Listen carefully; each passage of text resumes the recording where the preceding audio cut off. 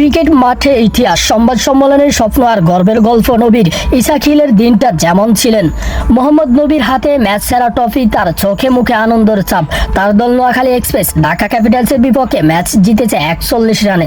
যে জয়ে নবীর অবদান, বল হাতে 2 উইকেট, ব্যাট হাতে 13 বলে 17 রান, 300-এর বেশি রান উঠা ম্যাচ। এমন পারফরম্যান্সে ম্যাচ সেরা হওয়ার কথা নয়। এদিন অভিষেকে নবীর ছেলের ব্যাটে জড়ো রেকর্ড সংগ্রহ পায় নোয়াখালী এক্সপ্রেস। প্রথমবারের মতো বাংলাদেশে খেলতে নেমেছেন আফগান অলরাউন্ডার মোহাম্মদ নবীর ছেলে হাসান ইসাখিল। ব্যাট করতে নেমে অভিষেকটা রাঙালেন এই ওপেনার। অভিষেক ম্যাচে জোড়া 50 হাঁকিয়েছেন, নাম লেখালেন ইতিহাসের। তাতেই রেকর্ড সংগ্রহ পেয়েছেন নোয়াখালী এক্সপ্রেস।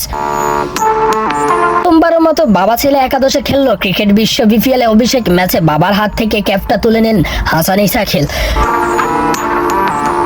টস জিতে ব্যাট করার সিদ্ধান্ত দেন নোয়াখালী এক্সপ্রেস অধিনায়ক হায়দার আলী। সৌম্য সরকারের সঙ্গে ওপেনিংয়ে ব্যাট করতে নেমে এই 2 ব্যাটার মিলে দলকে দারুণ সূচনা এনে দেন। উদ্বোধনের জুটিতে আসে 101 রান। মাত্র 25 বলে 48 রান করে আউট হন সৌম্য সরকার।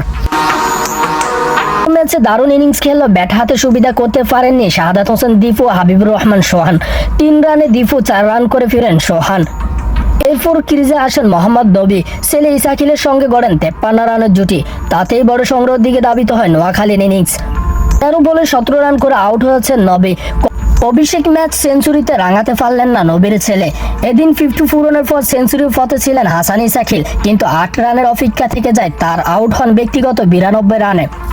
মাত্র 60 বলে খেলা তার এই ওয়ান অফ দ্য ইনিংসে 7টি 4 ও 5টি 6 সাজানো।